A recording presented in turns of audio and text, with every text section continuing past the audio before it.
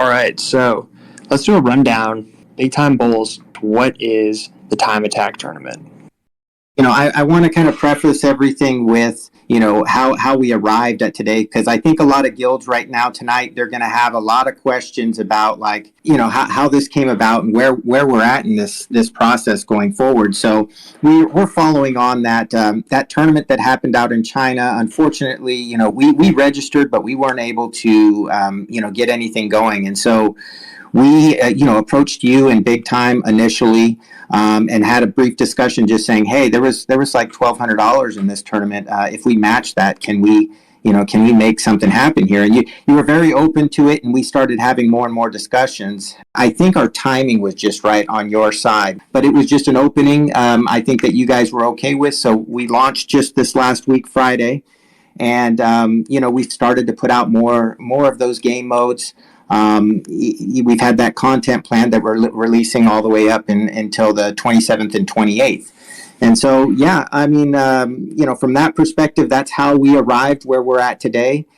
I think that's a good summary. It was an opportunity. We had done something small with the Chinese audience, but now we wanted to open up to more people.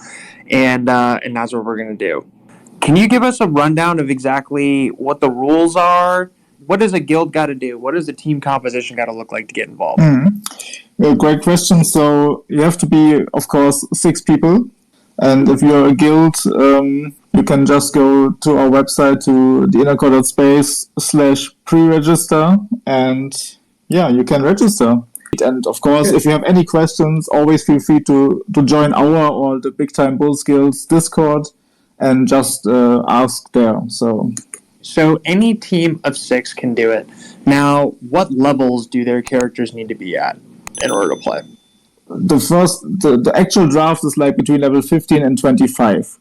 We are still in discussion a little bit about it because of the hotfix.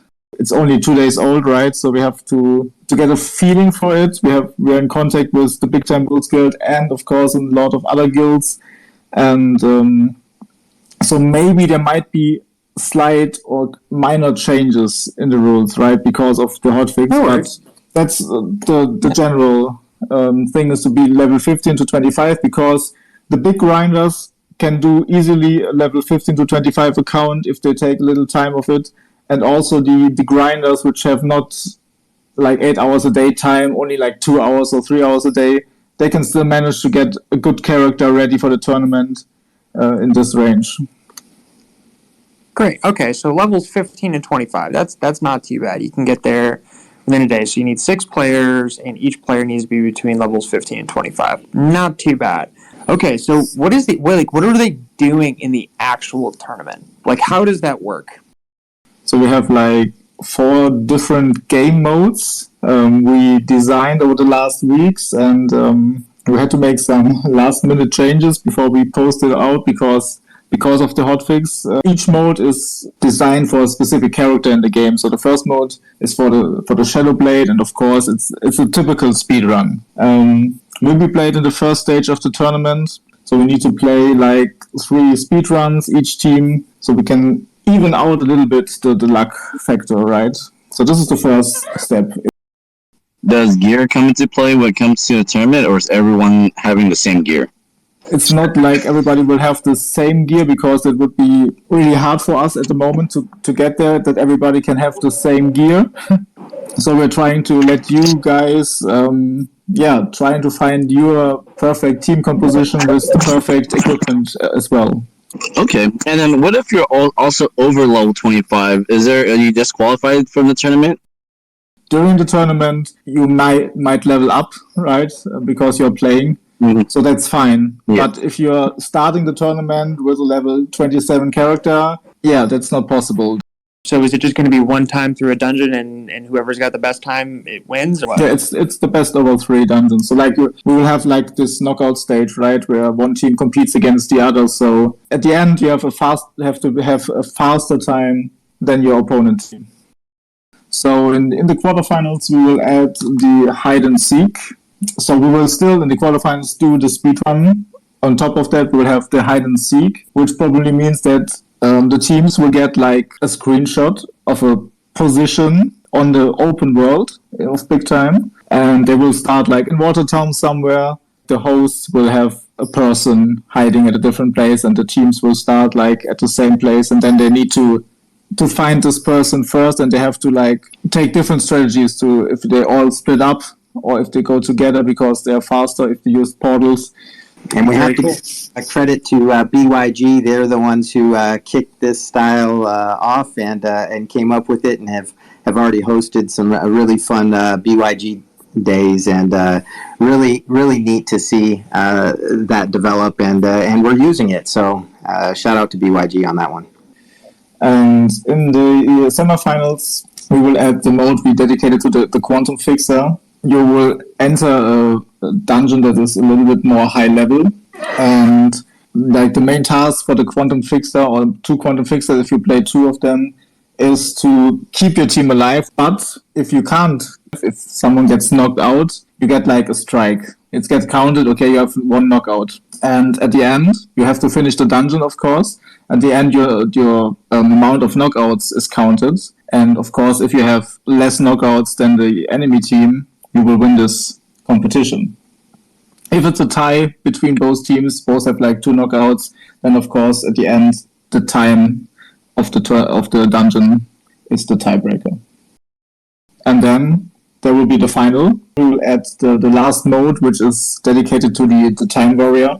Time Warrior is all about strength. So the teams will enter the dungeon, but 2 people of the team will be like handicapped. They will have to enter the dungeon with a level 0, level 1 pocket watch. The other 4 people will have to carry them a little bit, show their real strength. Yeah, of course, the time is the factor at the end, so who can run the dungeon fastest with like this handicap.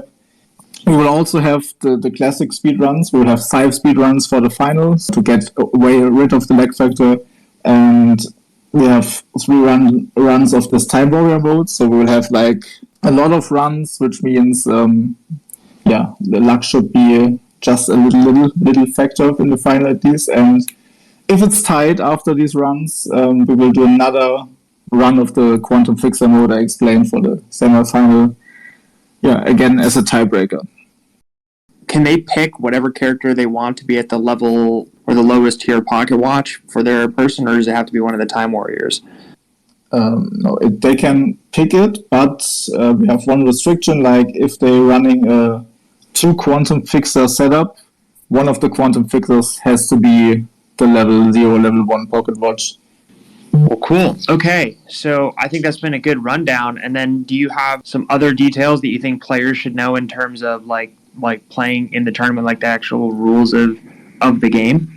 Yeah, we have thought about the rules a lot, and we are still adjusting a little bit. So today someone asked me, hey, does really the captain have to stream the tournament? Because, of course, someone of the team has to stream it, because we don't have a spectator mode yet, so we need some material that we can watch. So, and then they asked, does it have to be the captain, or can it be anyone of the team? And I was like, okay, for one mode we planned originally, we needed the captain to be the one who's streaming it.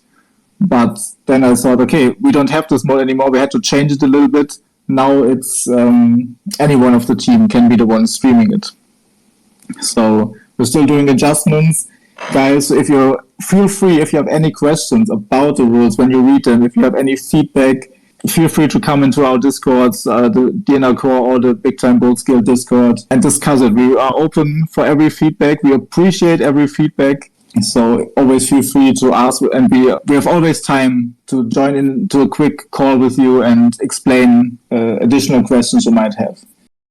So for the tournament, this is the first one that we're having. Do you plan on doing this kind of more like seasonal, or a little bit more often, or would you say kind of like an annual thing? This is not us. This is the community running this. So we liked it, and that's why we were able to do the prize pool. But in terms of the inner core doing it, I defer to them on how often they want to do it.